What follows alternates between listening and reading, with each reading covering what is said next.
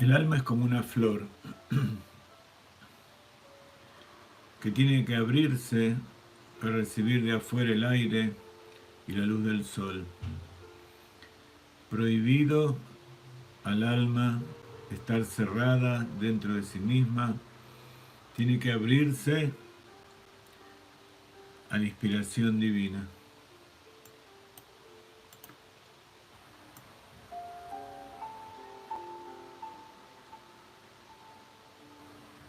La depresión y la melancolía es una experiencia que cierra, que nos aprieta.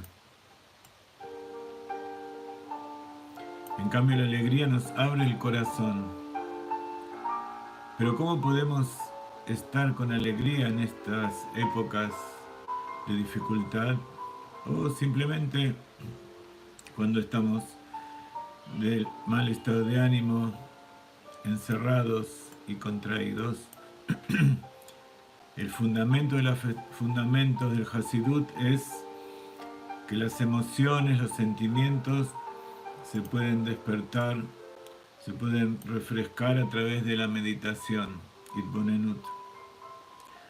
Meditar en cosas que despiertan el amor a Dios, que despiertan el amor en general. La meditación en cosas alegres despierta la alegría. También en las épocas de crisis y de angustia, cuando la oscuridad personal y de general, hay que meditar en que Akadosh Baruj Hu se encuentra conmigo siempre. El corazón quebrado, la dificultad, eso no evita el sentimiento de que Akadosh Baruj Hu está conmigo siempre. También en los momentos difíciles, Él me apoya y me alienta. También entonces yo puedo y estoy obligado a cumplir Abdu et Hashem besimcha. Sirvan a Kadosh Baruj Hu con alegría.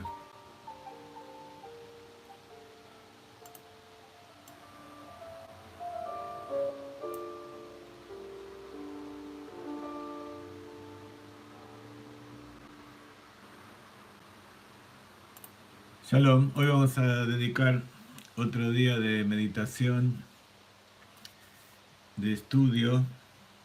Vamos a ver la peralla de la semana, vamos a ver el Tanya, vamos a ver un poco de Zohar, vamos a ver alguna historia interesante. Baruch atah Adonai Eloheinu melech haolam she'akol nהיה bidvaro.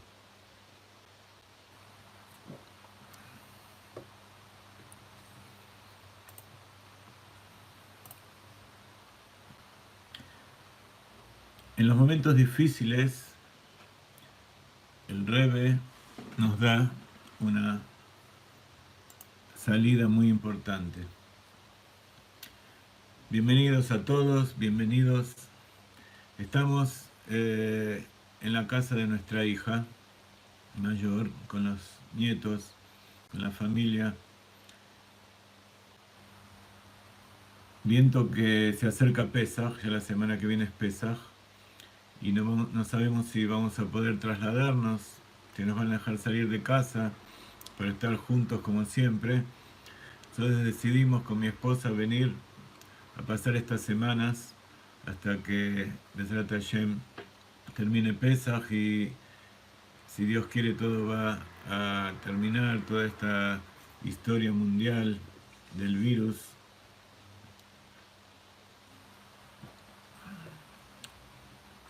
Akadosh Baruj Hu va a escuchar nuestras plegarias, va a escuchar nuestras ganas de salir de Egipto y nos va a liberar. Hay un montón de preceptos, un montón de cosas que si la cosa sigue así no vamos a poder hacer. No vamos a poder recibir invitados, no vamos a poder, ya estos tiempos cuando hacemos Kiddush, no podemos repartir de nuestra copa a todos. Hacemos Kiddush y de la botella de vino le damos un poquito a cada uno. Tampoco podemos ir a la mikve los hombres. Hay una forma en que los hombres podemos reemplazar en casos de necesidad la mikve, que es a través de tirar sobre nosotros 9 login, 9 cabin de agua, que son más o menos 12 litros, estar abajo de la ducha. En general lo que se hace es, antes lo que se hacía era tomar 3 recipientes de 4 litros y se tiraba, alguien le tiraba en la cabeza a la persona, mientras antes que se termine la primera se tomaba otro balde y se empezaba a volcar el segundo, y antes de terminar el segundo se empezaba a volcar el tercero, y así 12 litros caían sobre el cuerpo en caso de que no haya posibilidad de salir a la mikve o a un río o a algún lugar. Esa es la forma para los hombres. Las mujeres no tienen esta forma, tienen que sumergirse en una mikve. Por eso en Israel y en las ciudades grandes todavía se mantiene abierta las mikves de mujeres, y es importante que los rabinos hayan hecho eso. También decidieron que no hay que eh, dejar pasar el día octavo en el nacimiento de los bebés, varones, para hacer el Brit Milá. También hay que hacer hatunot, casamientos, cumpliendo las reglas de no estar a menos de 2 metros de distancia uno con otro, de no tocarse, de no hacer reuniones de más de determinada cantidad de personas. Hay que cumplir las reglas. Esto es porque estamos frente a una situación muy extraña. Por un lado, lo que estamos viviendo ahora no es algo nuevo. Hubo plagas, hubo epidemias, hubo pestes. Justamente en la época de Pesas recordamos todas las plagas que hubo en Egipto. Eran plagas divinas que en otra época no había forma de evitarlo. Dafka, justamente el pueblo de Israel, que siempre se ocupó de mantener la pureza del cuerpo y del alma, de estar limpio, lavarse las manos todo el tiempo, y lavarse el cuerpo, estar con las ropas limpias, tener una casa limpia, desde antes que se sepa de la existencia de virus o gérmenes. eh, en la medida de lo posible se mantenía eso y ayudó mucho en las épocas de pestes. Hubo, hubo épocas en que la gente moría como moscas, no había vacunas, no había antibióticos, no había forma de salvar a la gente. Y lo que tiene esta plaga es dos asuntos. Primero, que en general todas las enfermedades, los problemas a la gente anciana y la gente que está con problemas de enfermedades de fondo, es a los que más afecta. Entonces también está aconsejado cuidar a los ancianos y a la gente enferma, de no estar en contacto con gente que, incluso si no está en aislación, que, que no esté en contacto con gente que puede contagiarlo, sobre todo a los chicos. Pero a diferencia de otras veces que las enfermedades y las plagas atacaban a los chicos, esta ataca en especial a los ancianos, a las personas débiles. Pero de todas maneras, nuestra generación es diferente a de otras épocas. En otras épocas había familias de Hasidim, de gente que cumplía la Torá, que tenía 12 hijos, 15 hijos, ¿no? Y después de una peste de estas, quedaban 2 o 3, eran épocas duras. No estamos acostumbrados. Estamos acostumbrados que el virus no es algo terrible en general, y si pasa algo enseguida encuentran la cura, o no es más que un resfriado. Pero había épocas en que esto afectaba todo el tiempo. Y ese es el otro problema, no estamos acostumbrados y no queremos acostumbrarnos a cuidarnos más allá de los límites normales que cuidamos todo el tiempo. Y como Vimos al principio, cuando todavía no había tanto contagio y tantas muertes, que el virus no es un virus diferente. El tipo de virus llamado corona es parecido al que hubo otras veces, es la misma familia de los que hubo otras veces. Esta es una cepa diferente, a la cual todavía nosotros no estamos inmunizados, no encontraron vacuna. Pero como vieron, hay remedios que hacen bien a otras gripes, a otras enfermedades que también ayudan para este. Y gracias a Dios se está evitando muchas muertes por el uso de esos remedios. Pero nosotros somos una generación en que tomamos las cosas con mucha facilidad, con mucha liviandad.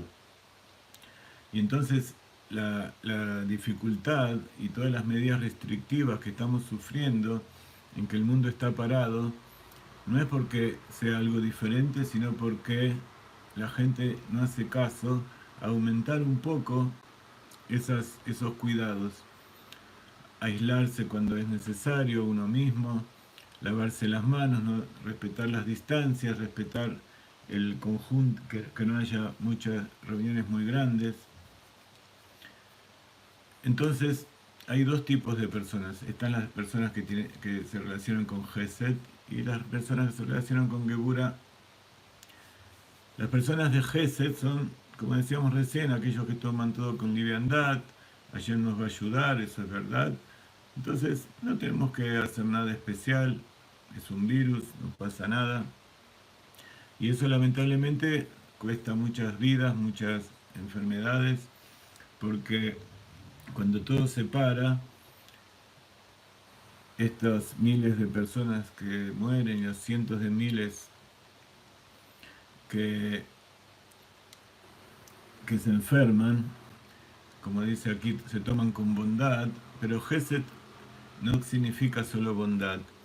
En la Gemara, Gesed no era algo positivo. Los sabios de la Gemara decían que Gesed es cuando uno se autocomplace, cuando uno es autocomplaciente con sus propios asuntos y se hace Gesed consigo mismo. Entonces hay veces que cuando uno eh, toma las cosas livianas y se permite ciertos excesos, autobondad, perjudica a los demás. Por eso, como sabemos en el árbol de las Sefirot, cada una de las Sefirot son sagradas, son poderes divinos que Dios creó para hacer todo este mundo, a través de los cuales se forman las letras y Dios habla y se crea todo. Son calores sagrados, puros. Pero también Dios creó esto y lo contrario, lo opuesto. Entonces hay todo un árbol de Sefirot que son lo contrario.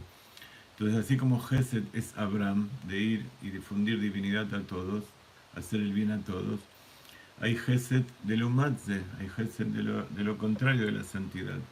El Gesed de lo contrario de la santidad es Ismael, el hijo de Abraham, que tiene que ver con Gesed, que es Gesed hacia sí mismo, permitirse a sí mismo y darse todos los gustos y pensar que uno tiene el poder y el dominio de la divinidad en el mundo y que yo lo que digo yo es lo que dice Dios, en vez de que lo que dice Dios es lo que digo yo,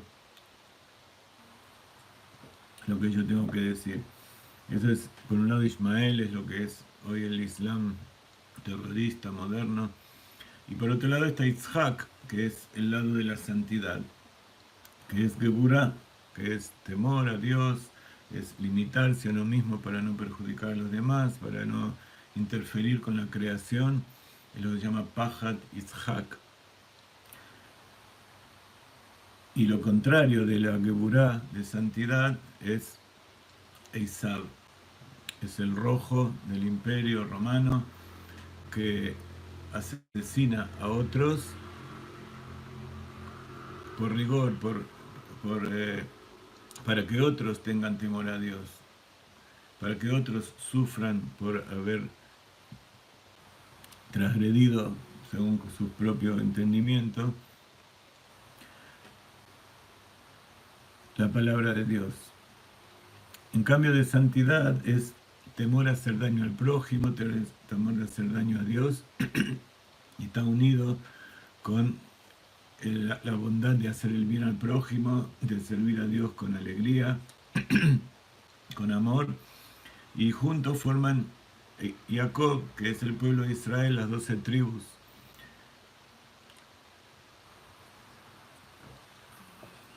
Entonces, por un lado está dentro de cada uno de nosotros también esa liviandad de gesed, del amor propio, de decir, no, a mí no me va a pasar, o no, yo no contagio, esto es mentira, yo estoy bien, yo soy fuerte, no me importa de los demás. Y por el otro lado está la Geburá, de lo contrario, aquellos que extralimitan los, los cuidados, las protecciones, las medidas. Y entonces surge el segundo tema, que uno evita que otras personas puedan vivir y se mueren no por el virus, sino se mueren por falta de alimento, por falta de conexión, de comunicación, por estar ocupados en los hospitales de enfermos y se toman medidas extremas. Entonces, aquellas personas que tienen, que están en un estado que están en un estado de peligro porque tienen enfermedades o porque son ancianos, eh, entonces está bien, se tienen que proteger, pero eso no quiere decir que tengan que limitar al otro. Entonces, en este momento, decir que se tienen que cerrar las sinagogas absolutamente, los rabanim tardaron en decirlo. No estamos hablando de aquellos que directamente no dijeron nada y dejaron que se reúnan de a 100, de a 200. Hubo muchas sinagogas acá en Israel que se respetaron las normas y de acuerdo con lo que decía el Ministerio de Salud y los médicos, no se hacían reuniones de más de 10 personas, niños chiquitos. Entonces había menos peligro y se respetaban los 2 metros, no se besaba el Sefer Torah, no se tocaban unos a otros, no se tocaban las cosas que tocaba el otro. Se tomaron muchas medidas que hubieran servido, pero a causa de aquellos que no respetaron, entonces hubo que tomar medidas extremas y cerrar completamente. Entonces a causa de eso no podemos ir al templo y no podemos cumplir pesas como corresponde. Entonces, por un lado está lo que pasó en Israel, que se tuvieron que tomar medidas extremas, pero de todas maneras no está tan terrible y Baruch Hashem, los números son bastante alentadores. Y en Europa, en Estados Unidos, en las comunidades judías se tardó un poco más en tomar medidas y se lo tomó un poco más leve. Entonces ahora tienen que irse al otro extremo, cerrar todo en absoluto, y eso es lo que está pasando ahora. Entonces la economía del mundo se está quebrando porque no hay comercio, no hay industria, hay desempleo. Y si se hubieran tomado las medidas por parte de los gobernantes y sobre todo la gente se hubiera hecho caso, todavía en Sudamérica, en el hemisferio sur, no llegó todavía el otoño y estamos ya con números bastante elevados.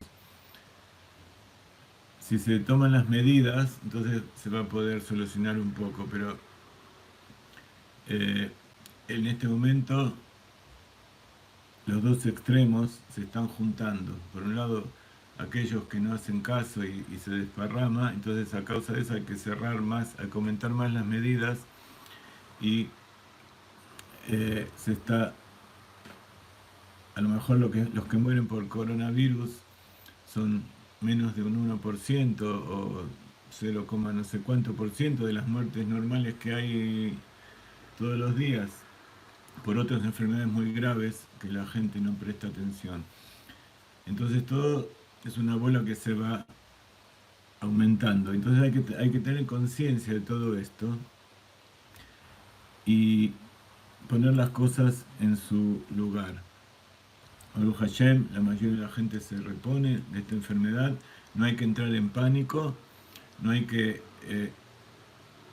encerrar a la gente a tal punto que sea asfixiada, pero hay que escuchar bien lo que dicen las medidas sanitarias y a Kadosh Baruj Hu nos va a ayudar. Tenemos que hacer lo que nosotros tenemos que hacer y el que decide es Hashem. Ayer hubo una reunión de 4 horas de rabinos muy importantes del mundo, rabinos que no son los líderes de los movimientos internacionales, pero son gente que tiene influencia, que enseñan en castellano, eh, a- tienen comunidades y tienen mucha influencia en tanto sefaradim, ashkenazim, hasidim. Y yo no escuché todo, pero escuché algunas cosas y la verdad que es importante escuchar a los rabinos. Pero hubo un punto que hay que tener en cuenta y es el siguiente. Escuché a uno de los rabinos que decía, con razón, que así como a Kadosh Baruj Hu nos ordena cumplir los preceptos, en los momentos en que hay peligro de vida y el cumplir los preceptos puede hacer que la vida se pierda, hay que restringirse, hay que bajar. Entonces, están aquellos que dicen que bueno, hay que dejar todo, no hay que cumplir nada, hay que cuidar la salud. Y no es así.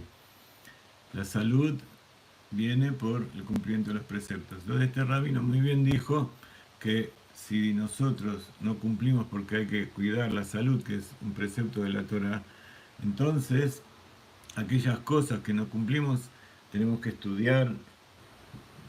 Por ejemplo, si no podemos ir a la mikve, tenemos que estudiar acerca de la mikve. Si no podemos estudiar, si no podemos leer la Torah en el Beit Knesset, tenemos que leer la Torah en casa.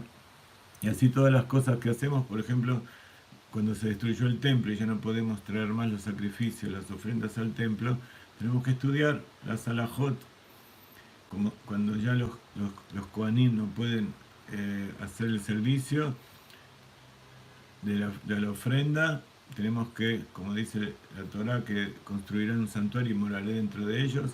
Todo lo que se hace en el santuario hay que tratar de trasladarlo a nuestro servicio individual y pedir a Hashem que mande el Mashiach para que vuelva a reconstruirse el templo. Pero desde el punto de vista hasídico, es importante señalar algo. Escuché a este rabino que como conclusión decía que si vas a estudiar esas cosas, aunque no las puedas cumplir, arriba se te cuenta, arriba te lo van a anotar. Así que hacelo igual. Es un poco una explicación mercantilista. Hacer las cosas porque eso nos va a dar puntos, nos va a dar, como cuando vamos al banco, nos da un porcentaje mejor en los intereses del banco, o nos da mejor asiento en el Gan Eden más adelante. Entonces, eso sería como un amor que depende de una condición, que hacemos algo para obtener un beneficio.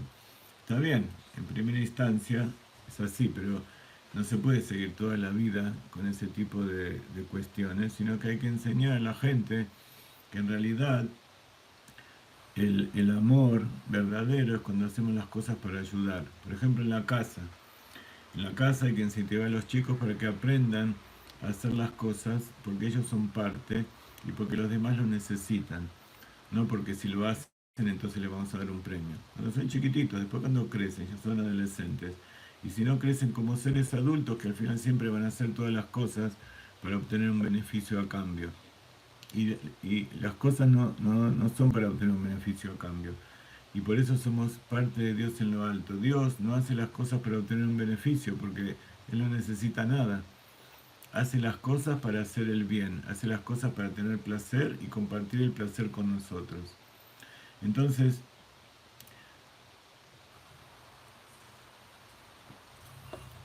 Todos tenemos ese punto en que hacemos las cosas porque decimos, bueno, si yo hago esto, Dios me va a dar parnasá, me va a dar salud, me da todo esto, esto y esto. Está bien, a todos nos pasa, pero tenemos que saber en nuestro interior que lo más profundo y que al final de cuentas tenemos que hacer las cosas porque Dios nos trajo aquí y porque esa es nuestra naturaleza. Eso es lo que tenemos que hacer y así tenemos que enseñar a nuestros hijos. Entonces, hay que cumplir, hay que lavarse bien, hay que salir con guantes, antes de entrar a la casa sacar los guantes, tirarlos, limpiarse. Es mejor lavarse con agua y jabón, donde se pueda, mucho agua y jabón, bastante tiempo entre las manos, lavarse el cuerpo, bañarse, desinfectarse, mejor que el alcohol, si no hay, se usa alcohol. Todo esto es una introducción para esta época de Pesaj en que tenemos que salir de Egipto. La Torá nos ordena a los judíos que todos los años tenemos que recordar y hacer un ceder de Pesaj, estar en una semana libres de Hametz, libre de todo artículo leudado, de eh, todo trigo y todo cereal que esté fermentado, toda levadura, y comer, si queremos comer pan, comemos matzá. La mitzvah, la obligación de comer matzá es la noche del Seder, después todos los demás días es optativo, no es obligatorio comer matzá. Lo que no se puede es comer pan y todo lo que sea leudado. Ese hametz está dicho que no tiene que encontrarse dentro de nuestra posesión, no podemos comerlo, no podemos tenerlo y no tampoco podemos tener beneficio, no se puede ver ni tener hametz dentro de nuestra propiedad. Entonces, antes de Pesaj, limpiamos todo, preparamos todo, compramos todos los artículos Kasher Pesaj, limpiamos o compramos utensilios nuevos, aparatos nuevos, limpios de Pesaj. Hay leyes de cómo hay que limpiar cada cosa para que sea apto durante Pesaj. Y aquello que nos quedó el día 14 de Nisan, el Pesaj, a la mañana, tenemos que quemarlo después de haber revisado durante toda nuestra casa lo que se llama Biur Hametz. Eliminar el Hametz de nuestra propiedad y digamos que esa es la parte más simple. Sobre todo porque en general lo hacen las mujeres, los hombres ayudamos un poco y hacemos como que revisamos la noche anterior a Pesaj y una casa que ya está limpia, ponemos 10 paquetitos, la esposa pone 10 paquetitos envueltos en papel, paquetitos de hametz para cuando uno busca y dice la bendición. Si no hay nada es como decir una bendición en vano, ya se sabe que no va a haber nada, no se puede separar el hametz. Entonces se pone, nosotros nos enseñaron a poner 10 paquetitos distribuidos durante la casa y con una pluma, una cuchara y una vela. Es una actividad muy linda para toda la familia, ir por toda la casa y buscar y encontrar esos 10 paquetitos. Que la mujer anota bien para no olvidarse, porque si llega a perderse uno, queda hametz dentro de la casa. Entonces en la mañana siguiente se va, se prende fuego y se quema el hametz. Pero como decíamos, el hametz físico es la parte más simple, sobre todo para el hombre. Para la mujer es un poco más, para la mujer es más difícil porque tiene que trabajar duro. Está dicho que Rosh Hashanah es el trabajo, el servicio del hombre, Pesaj es más el servicio de la mujer, también con respecto a la Kabbalah. Pero lo principal es sacar ese hametz que tenemos adentro. no sirve de nada sacar el jamés que tenemos adentro si no sacamos el que tenemos afuera, pero si no tratamos de sacar ese de adentro, también lo que hacemos afuera es como un recipiente vacío. Entonces tenemos que hacer un esfuerzo y cuentan que en el año 5733 eh, era por el año 5000 1973, había un Hasid que se llamaba Albertram. Él entró a lo del Rebbe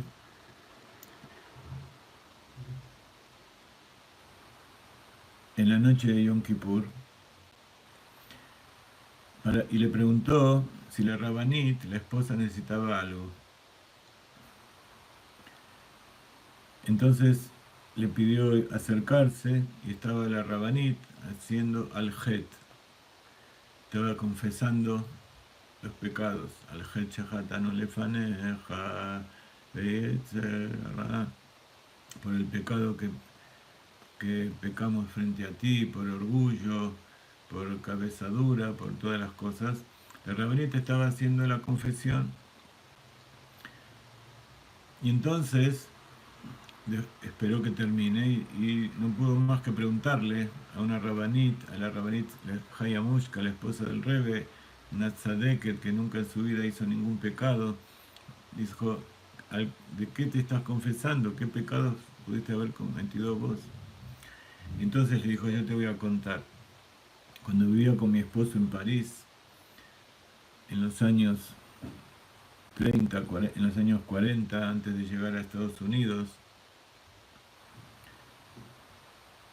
le dijeron a mi esposo, en la época en que estaban los nazis allí, estábamos para el Rebbe, el padre de la Rabanit, que era el Rebbe en ese momento, el Rebbe Rayatz, los había mandado por Francia y por distintos países de Europa para reforzar el judaísmo.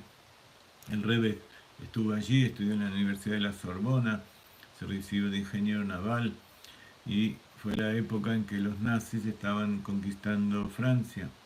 Entonces le dijeron al Rebbe que se enrole en el ejército francés y muchos no querían y se escondían, pero el Rebbe dijo: yo me voy a enrolar, y eso le permitió circular por toda Francia y así poder ir a cada una de las comunidades y ayudar. En determinado momento le avisaron que los alemanes estaban por llegar a determinado lugar y que se vaya. En cambio él no quiso y se quedaron allí, él y su esposa, junto con los judíos. Vinieron los aviones a la ciudad y dice: nosotros estábamos con nuestras pocas cosas, el Rebbe siempre tenía su talit, su tefilim consigo, cartas especiales y tenía microfilm de escritos sagrados, de cartas y de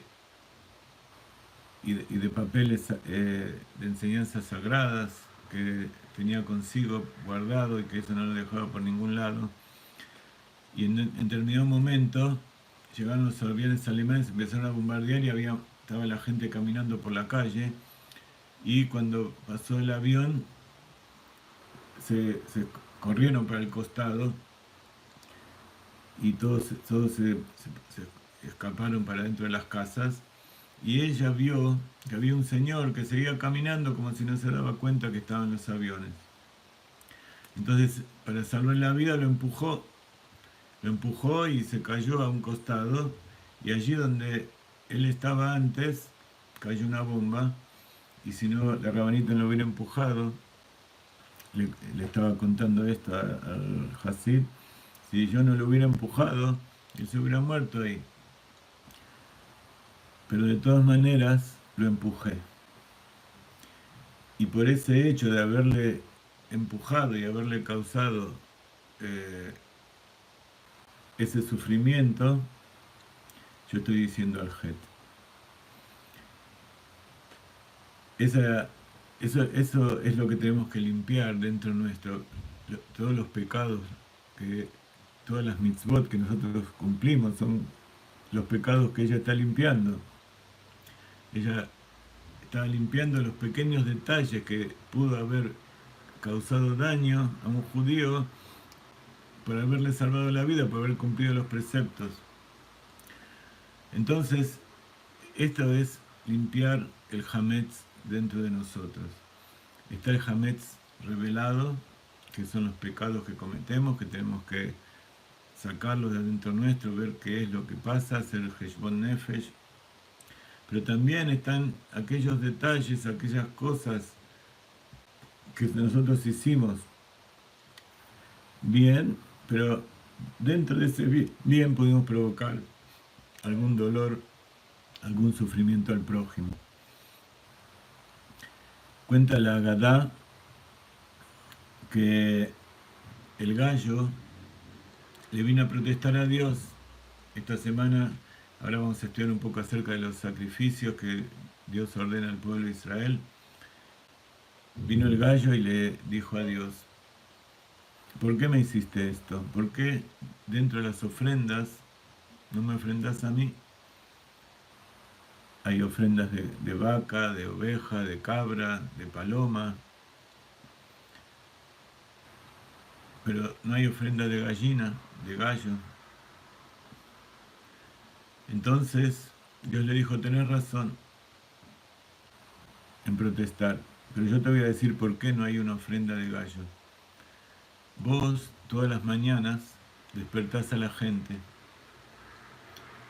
y a pesar de que dice, pero yo las despierto y gracias a que las despierto pueden levantarse, trabajar, pueden ir a hacer tefilá, pueden vivir y hacer las cosas a tiempo, dice, sí, pero de todas maneras, cuando vos los despertás ellos están durmiendo y dicen, wow, llegó otro día, estoy cansado, quiero un poquito más, etcétera, etcétera. Haces un pequeño sufrimiento, por eso no te toca ser ofrendado en el tabernáculo. Entonces, incluso hay que pedir disculpas y dentro de uno mismo eliminar eso, reconfesar que incluso cuando hacemos cosas buenas podemos hacer algún asunto. Entonces HaKadosh Baruj Hu, viendo que nosotros reconocemos que incluso las cosas buenas que hacemos las hacemos con orgullo, que podemos hacer algún mal a otro, HaKadosh Baruj Hu nos ayuda a eliminar ese orgullo, a eliminar el hametz, tanto de las cosas que hicimos nosotros con las personas como lo que hicimos con Dios. Cuentan otra historia acerca de el Rebbe. El Rebbe tenía un hermano que se llamaba Ariel Leib, Israel Ariel Leib. Él murió en 1952, 2 años después que el Rebbe subió al liderazgo, que fue Rebbe. En esa época todavía vivía su mamá, que no estaba bien de salud. En 5702, entonces, en 1952, murió su hermano. Era un científico y era muy querido, está enterrado en Tzfat, nosotros fuimos a su tumba. Y entonces el Rebbe decidió no contarle a la madre porque escuchar esa noticia podía hacerle mal, porque estaba muy débil, muy frágil de salud. Ya había sufrido mucho en Siberia con su marido, que había sido preso por los nazis, y ella estuvo con su marido allí, le hacía el papel y la tinta para que escriba sus cosas de Torá, de Kabbalah. Y entonces, cuando fue a América, el Rebbe la cuidó durante 12 años más, después que falleció. Durante todo ese tiempo, él hacía telegramas con un ayudante que le ayudaba a hacer telegramas como que venían del hijo para que darle a la madre, incluso escribía con letras parecidas a la del hermano, cosas para que la madre no se dé cuenta. Todo eso hasta que la Rabanit falleció. Cuando la Rabanit falleció, el Rebbe le dijo a esa persona que lo ayudó, a falsificar los telegramas, le dijo, tenemos que hacer teshuvá. Porque a pesar de que de acuerdo con la halajá actuamos bien, de todas maneras hubo una mentira, no fue la verdad absoluta. Tenemos que hacer teshuvá. Esas cosas son las teshuvá que hacen los tzadikim. Nosotros tenemos bastante sobre la que hacer teshuvá y la forma en que podemos hacer para limpiar ese hametz es ser sinceros y reconocerlo. Lo primero que hay que hacer es ver dónde está el hametz para poder limpiarlo. Si no, no lo podemos limpiar. Entonces, en la Gemara, en el Talmud, hay dos sistemas, hay dos opiniones de cómo se limpia, cómo se elimina ese hametz, eso leudado físicamente. Dice Rabí Yehudá que solamente se elimina quemándolo. Aquello que queda, que está en nuestra posesión, que no lo vendimos, que no lo comimos, que todavía existe, en pesas no puede estar, hay que quemarlo. Dicen los Jajamim, vamos a estudiar eso después, no empiecen a quemar cosas ya desde ahora, no hace falta eliminar nada. Pero si queda algo, eso que juntamos, por lo menos los 10 paquetitos y algunas cosas que usamos esa mañana para comer, si queda resto, se quema. Dicen los Jajamim, el resto, que también se puede hacer desintegrar ese hametz y tirarlo al viento, pasa a ser nada más que polvo, o también tirarlo al mar. Entonces desaparece.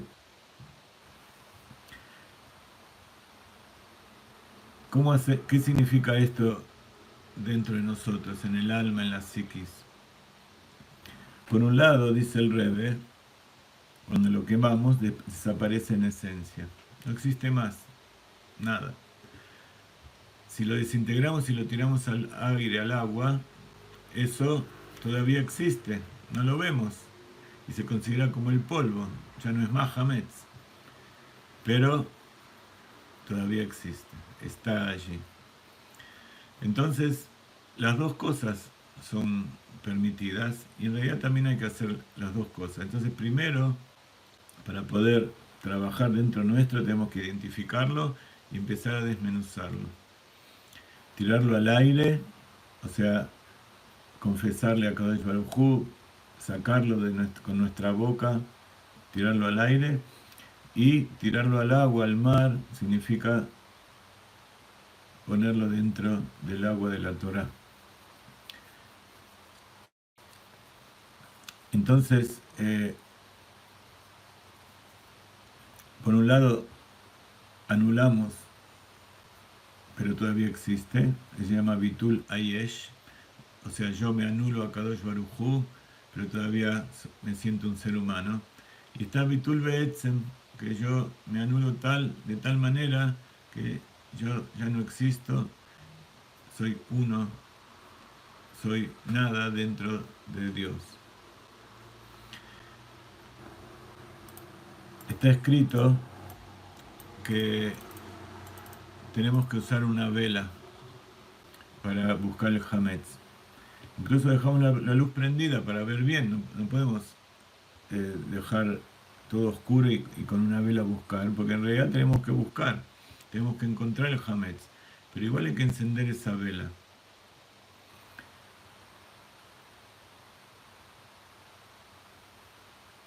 Está escrito que hay dos velas durante el año.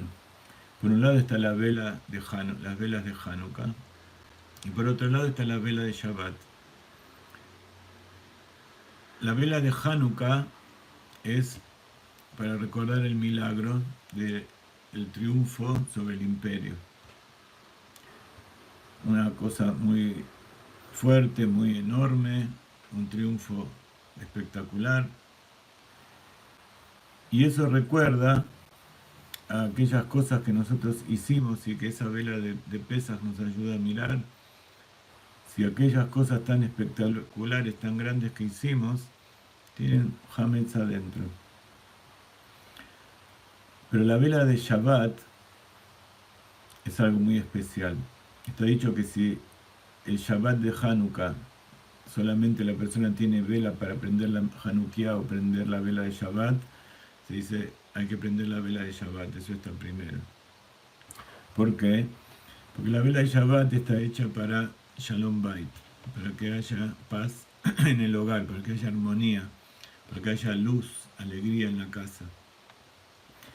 Entonces, con esa vela de Pesach que nosotros buscamos el Hametz, tenemos que pensar que esa vela está alumbrando nuestra casa, está dando alegría a la familia y que a través de anular nuestro ego, nos anulamos también a nuestra esposa para que ella sea feliz.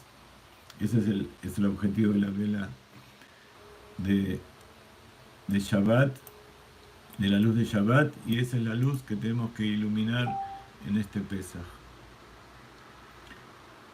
Decíamos antes que íbamos a estudiar un poco de Torah.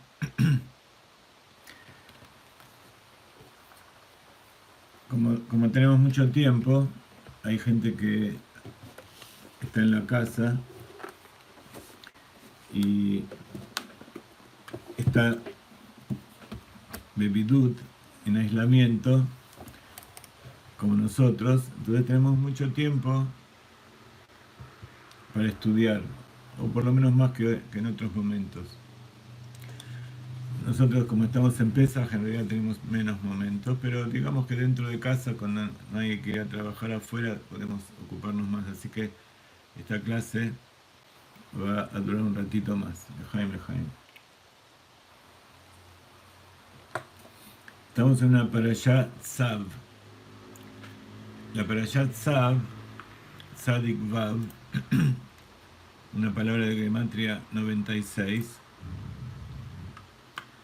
96 es 70 más 26. 70 más 26 es la gematria de Sod. 70 es el secreto y 26 el nombre de Abayá, como los likes que tenía recién, 26 likes. Tzav, Tzadik Vav, es la raíz de dos letras de la palabra mitzvah. Mitzvah, que traducimos como precepto o mandamiento, es una orden que HaKadosh Baruj Hu nos da para hacer de este un mundo mejor. Son los 613 preceptos que hay en la Torá para el pueblo de Israel. Son los 7 preceptos que se le ordena a los Benei Noach y también los 7 preceptos que agregaron los sabios, además de los 613. Entonces 613 más 7 son 620, que es la gematria de la palabra Keter, que quiere decir corona. Entonces es importante cumplir todos los preceptos, y si cumplimos 613 los judíos y 7 los Benei Noach, juntos hacemos de este mundo un mundo mejor para que coronemos a Dios y no coronemos a un virus.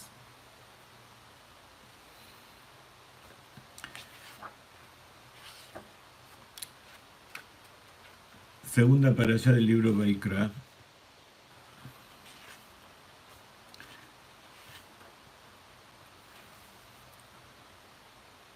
Dice el primer verso, Vaidaber Abai el Moshe Lemor. ¿Quieren 5 minutos para tomar algo? Vamos a poner otra melodía del rap, interpretada por la Rabanit Ferenci, Rachel Ferenci, en piano.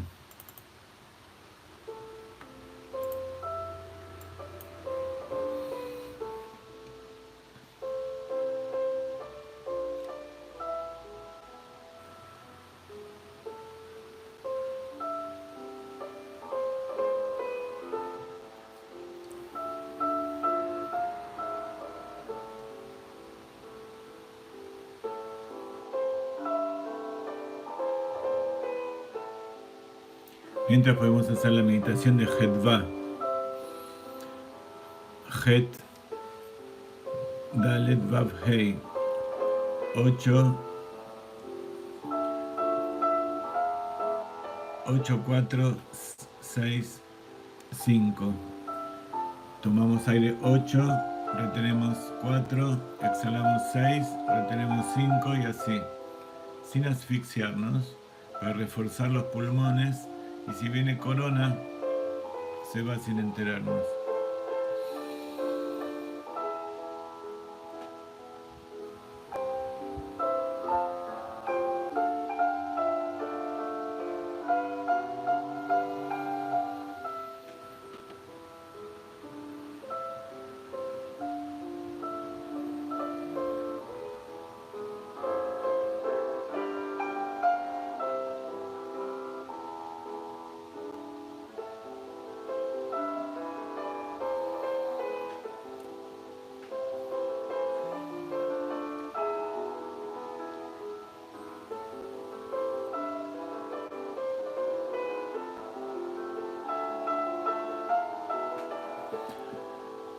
Ahora que estamos en casa tenemos que movernos un poco en la silla, aquellos que estamos mucho tiempo sentados en la computadora, mover cada uno de los músculos y las articulaciones, contraerlos y aflojarlos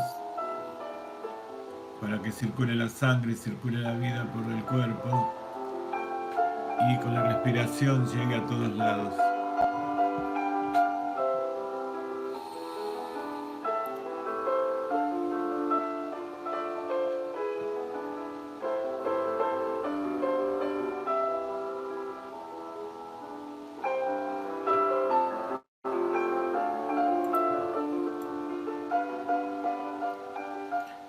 Es importante saber que hay macronutrientes y micronutrientes.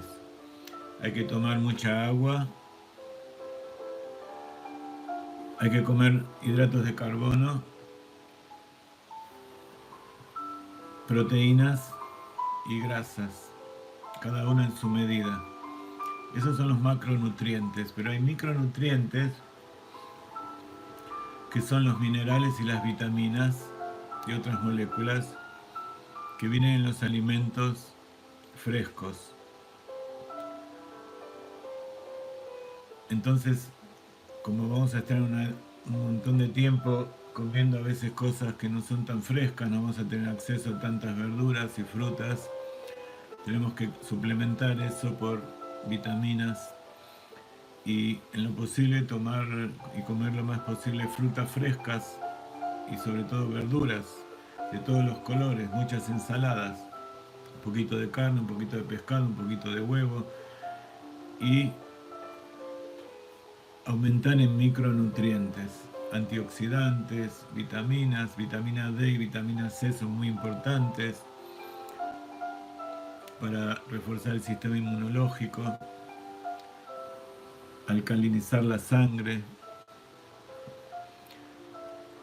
y la respiración. El aire es el principal alimento, es el más importante de todos.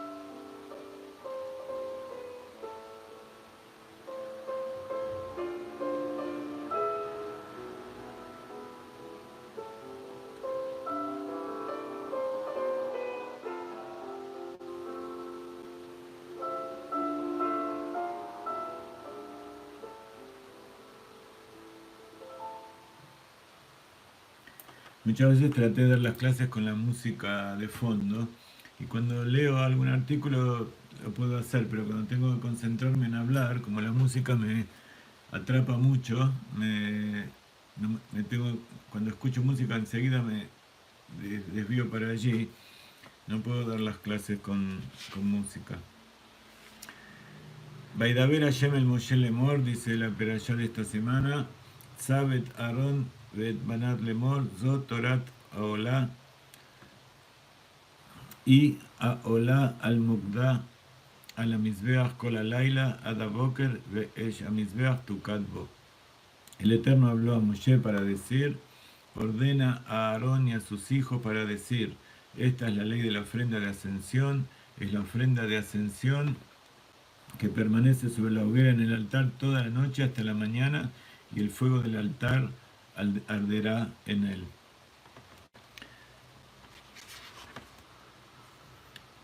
Dice Rashi, ordena a Aarón. La expresión tzav, ordena, solamente puede significar urgir a la realización de una tarea descrita aquí, tanto para ese momento como para las generaciones futuras. Entonces, habíamos hablado la vez anterior que tzav, mitzvah, ordenar, significa ahora, ser presto, como Abraham vino que se levantó temprano en la mañana, cuando Dios le dijo que vaya a ofrendar a su hijo, y él no perdió tiempo. Al respecto, Rabbi Shimon dijo, la escritura tiene mayor necesidad de urgir al cumplimiento de una orden cuando ella implica una pérdida monetaria. Decíamos el otro día, ayer como adelanto, que acá estamos quemando un animal que trajeron y se pagó dinero de la comunidad. Entonces cuando nosotros tenemos que hacer algo que nos cuesta dinero, como darse de acá, ayudar al otro, traer comida a la casa, ayudar a curar, gastar dinero en cosas buenas, tenemos que hacerlo rápido, porque a veces uno puede pensar, bueno, en realidad mejor hacer otra cosa. Y eso también con respecto a todos los preceptos, no hay preceptos más importantes o menos importantes para Dios. Por eso cuando uno está haciendo una mitzvah y surge en la mente, uy, mejor dejo esto porque hay otra cosa mejor, eso es del Yetzer Hara. Terminá de hacer eso que estás haciendo y eso que podría ser aparentemente más importante, lo vas a hacer mejor. Y si no se puede hacer es por prevencia divina que Akadosh Baruj Hu no quiso por algún motivo. Entonces, dice, cuando hay Gizaron Kiss, cuando uno tiene que le tocan el bolsillo, entonces hay que apurarse más a hacer eso. Y sobre todo con los dineros comunitarios. El dinero que los políticos y los administradores de las comunidades y de los países utilizan, tiene que, si la ley, si se decidió hacer algo, hay que usarlo para eso. No hay que dejarlo para otra cosa por perdiendo el tiempo. Si esto lo leyeran los pueblos cuando van a votar, entonces los países irían mejor. Esta es la ley de la ofrenda de ascensión, dice la Torá, que dice Rashi. Vemos que este pasaje es enunciado aquí para enseñar que la quema de los cebos y de las partes del cuerpo del animal destinado a la ofrenda de ascensión será válida durante toda la noche.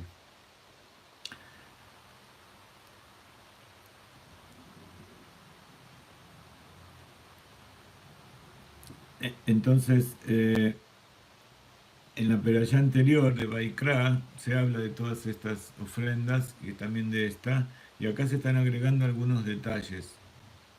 Porque, ¿qué diferencia hay entre esto y lo otro? En lo otro, Dios le habla a Moshe para que Moshe le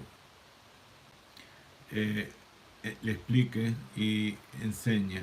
Pero acá dice, y dijo a Dios a Moshe, ordena a Aarón.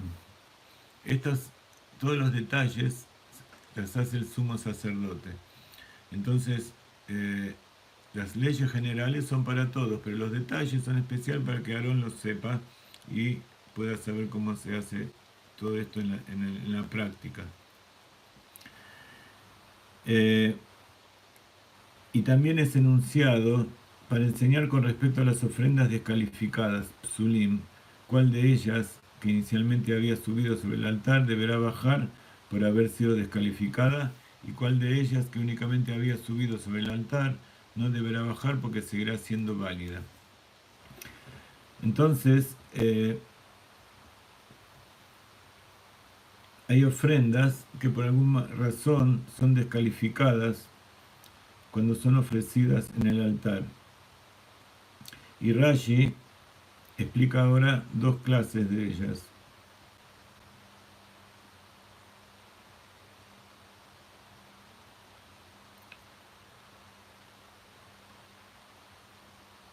Entonces dice, si la ofrenda ya fue descalificada después que llegó al atrio y fue ofrendada, entonces se deja allí. Pero si fue ofrendada y está en el atrio y todavía no fue llevada al altar, entonces se elimina.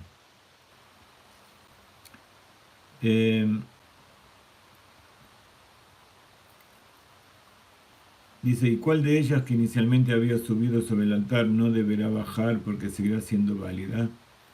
Pues en la Torá la palabra Torá, en el sentido de ley, es siempre enunciada para incluir algo no explicitado, como queriendo decir, se aplicará una sola ley para todas las ofrendas que subieran al altar, incluso para las que fueron descalificadas, que si subieron para el altar ya no bajarán de él. Entonces, Torá es algo eterno. Entonces, acá viene a explicar algo que fue general en la parashá anterior, que es absolutamente para todos, pero también la Torá agrega algunos detalles de excepciones a las leyes generales anteriores o detalles específicos.